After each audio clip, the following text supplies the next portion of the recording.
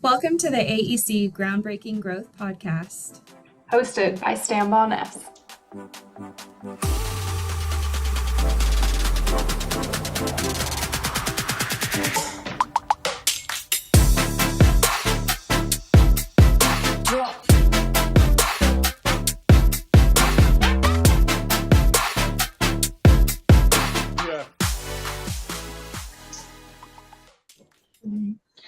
Hi, everyone, and welcome back to AEC Groundbreaking Growth. I'm your host, Emily, here with my co-host, Jen Knox.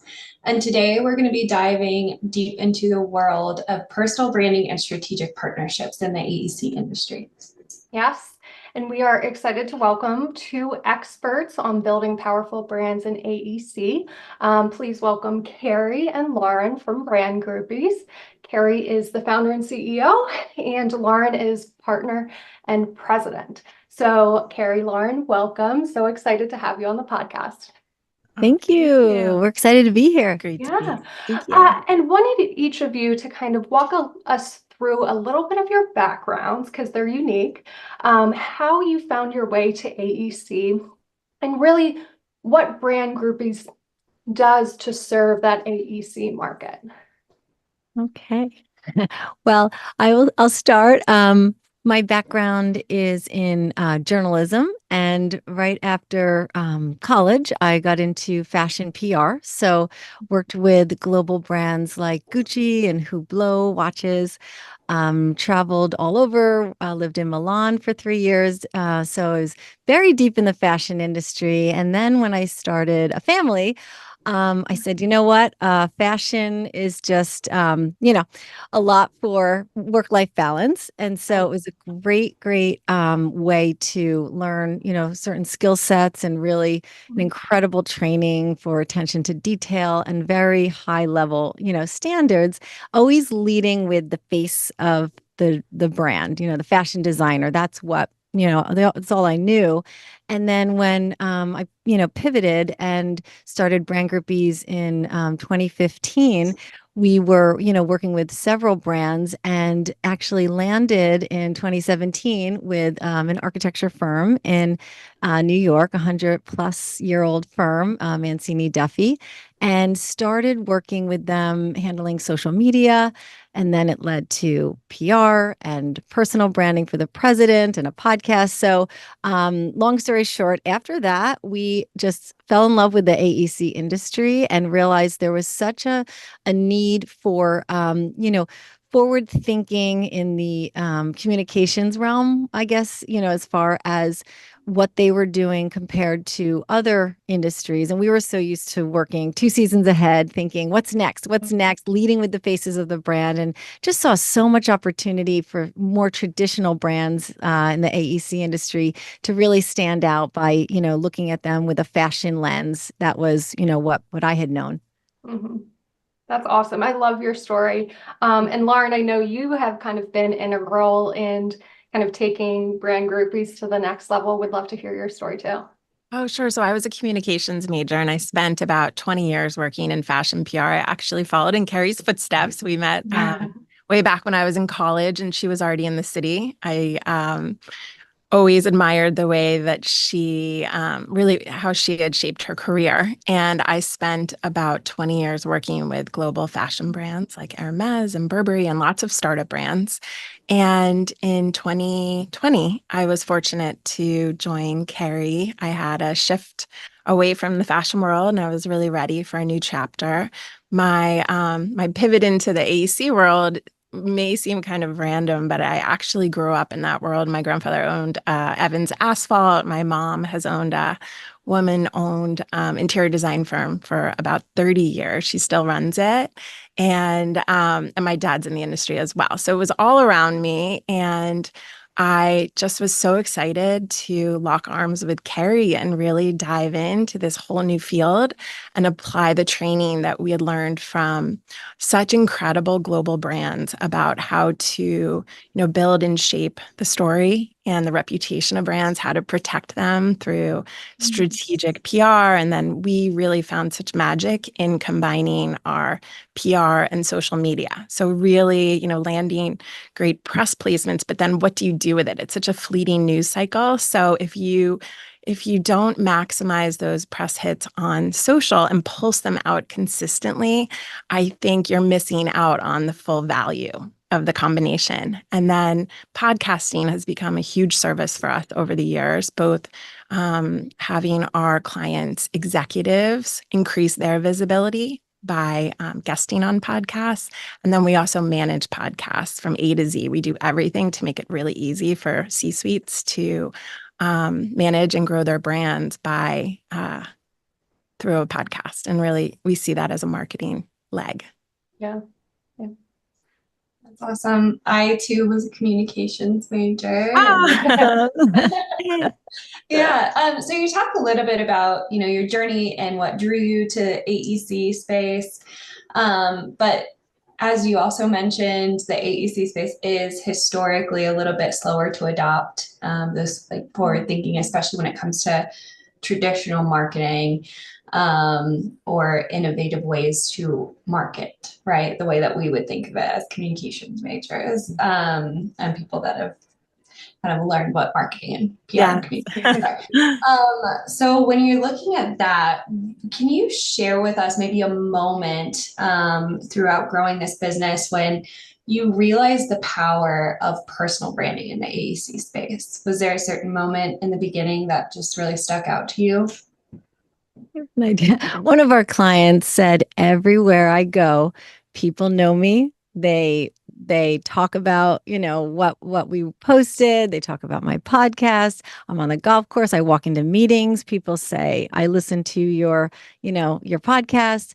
And, he just said, I don't know what it is, but it is maybe the combination of social PR and podcasting. I don't know if it's one thing, but I have to say, people say we're everywhere. And then we're like, wow, it's working. We always say there's this great book. I don't know if either of you have read it, by Mark Schaefer, called Known. And we always say you don't need to be Kardashian known. You just need to be known in your industry for what you do. And if you can walk into a room and have the people in that room already know your story and already kind of have that trust for you and your services, that goes so far in terms of helping to really fuel your business's growth.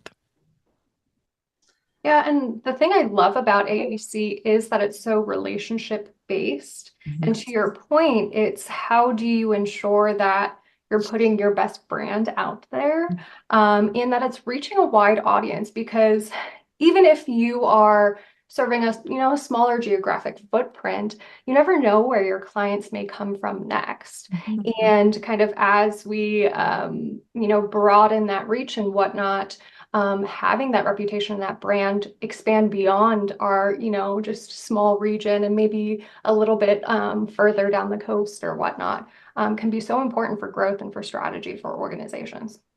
Definitely. And Absolutely. Every brand and every person is different. So we take a very bespoke touch in terms of when we're developing the strategy. We look at all the leaders behind the brand and what sets them apart. And then we develop a strategy that makes sense for them. Every brand is different. Every leader is different. They all have different comfort levels in terms of what they bring to the table. So when we're kind of developing that strategy, we look deeply into, the people and the stories and what can we parse out and where do we start and what's the long-term vision too? Yeah, because you definitely want that to be an authentic story, right, to that person. And I know when we were first chatting, you spoke about how you kind of look at engaging with your clients very strategically, and that the services that Brand Groupies offers may not be for every executive or for every AEC professional. Can you share a little bit about how you look at your client base and maybe why you feel like it's important to be selective when you're considering clients? Yeah, I know Lauren has a term for this. Well, we are drawn to clients who are a bit off center. I feel like I'm taking Lauren's words out of her mouth. Who are already visionaries. They're already doing things differently. We see such, an immediate we say hell yes. Like when we meet clients that we're going to work with, they're like, yep, we're done. We're on, we're moving forward. It's instant. They see the value, they get it. They know they need to invest in social, PR, and podcasting to move the needle and really, keep growing and attract these, Gen Zers who are going to be, like, I think 30% of the workforce by 2030. So, they get it. So I think we really can know immediately if they're a right fit, because we think outside the box and we're always thinking, so far ahead, and they have to be excited about, standing out and doing things a little bit differently. And it's a partnership. So it can't be just all us. We need the back and forth so that we really, make a big, big bang. Yeah, I love that. That's something that, I think is important for everyone to think about. And we try to think about the same thing. And is it a good fit? Generally. Yeah, and some brands just want to be known as a brand. They don't want to be known for the people or the faces behind it. So they might not, they don't probably check the boxes for when we're looking into, a client. We feel like we have to reveal those stories of the people behind it, because people do business with people. Yeah. Yeah. And question for you, kind of related to that, as you think of kind of generational change and new leaders coming up, are you always thinking, okay, as this individual may near retirement, who's that next person? What's that next authentic story? Is that part of your strategy? And should that be part of a company's strategy too? Yes. Great question. Absolutely. Hell yes. Yeah. You always have to be thinking ahead, because you're also investing, right? You're investing in who are these first faces that you're putting forward, and are they going to be there for the long term? And often we like to start with a few faces at the beginning. It might be 1, 2, 3. And then over time, as you start to build their reputation, you start to level up their visibility. Then I think there's the opportunity to bring new people into the conversation to talk about, maybe different people leading different sectors within the company. But looking ahead at what that succession planning looks like, we actually feel like there's such an opportunity with that next generation as these companies, century or, decades old companies start to change hands. I think that's where we really see an opportunity for people to understand the value of what we do. I think that, the old guard sometimes doesn't understand as much, because that wasn't as relevant when they were building their brands. And it's very different now. And so I think when we look at kind of locking arms with companies, we see a huge opportunity for people to invest and really start, like Carey said, attracting that next generation. Back in the day, 20 years ago, people were spending so much money building their websites. And now we say, please, if they say, we're going to, redo, we still have to redo our website. You say, please don't spend a lot of money on that. People are going to your social to see, what is the company culture like? What is it like to work at this company? Who are they? What are their values? Who are the people that are involved? So we try to consider all of those different aspects as we manage company social channels too. Yeah, just to add on that, we've interviewed some team members of the brands we represent, and they do admit that they chose to go there because of the social. They kept seeing the company culture, and they just loved everything about the company. Knowing, even the stories of the leaders, they just felt so connected. And we have a lot of recruiter friends, and they talk about that too. They said they make decisions based on social media and how advanced and innovative the company is, and not just outdated. So I think it also takes time, right, to reshape the reputation of a company too. So when we look at partnering with brands, it's a long-term investment, especially if you've been quiet for a while or maybe forever. It takes no footprint online. Forever. It takes time to build that. And so it's funny because one of our clients had a new marketing director join the company a few summers ago. And she said she was asking around and she wasn't sure if she wanted to make the switch. And she said, but then, I started asking around and I was told that the company is X, Y, and Z.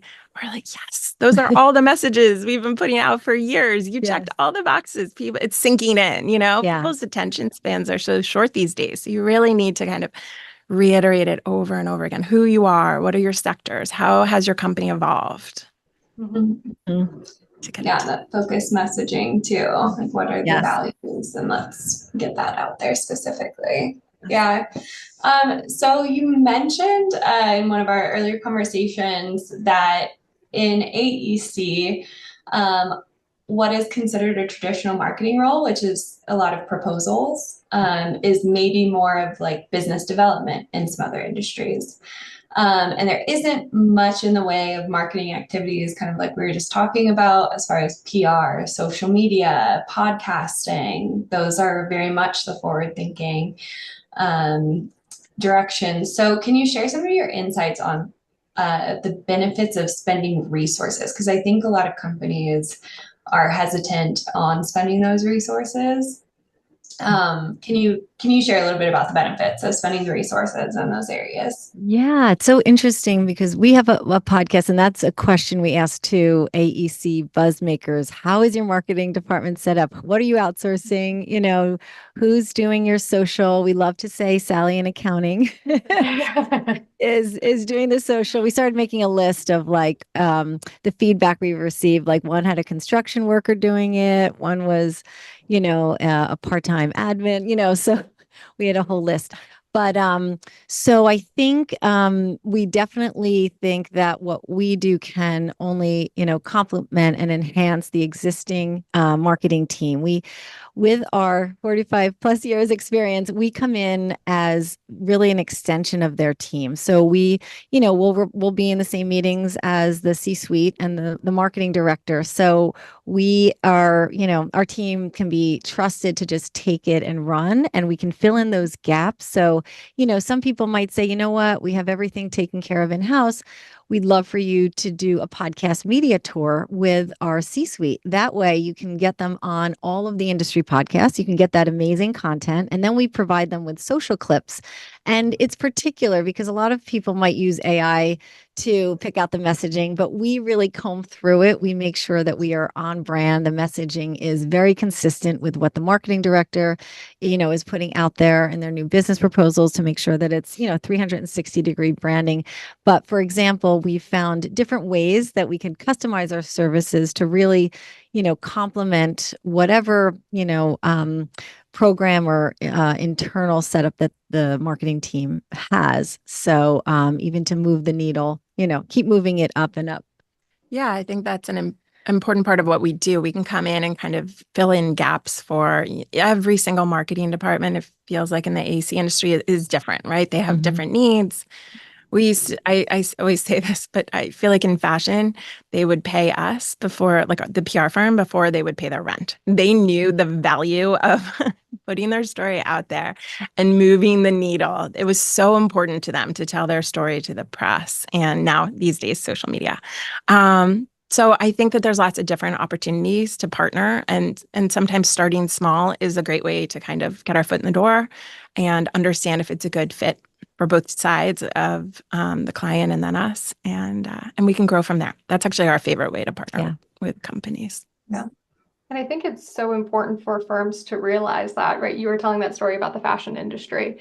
Rising tides will float all ships, right? When the economy is good and there's, ton of that backlog out there, that's great. And you need a strong marketing team, but you need that marketing team now to build backlog for when the economy's down, right? Absolutely. You need your reputation out there. You need your company's brand out there.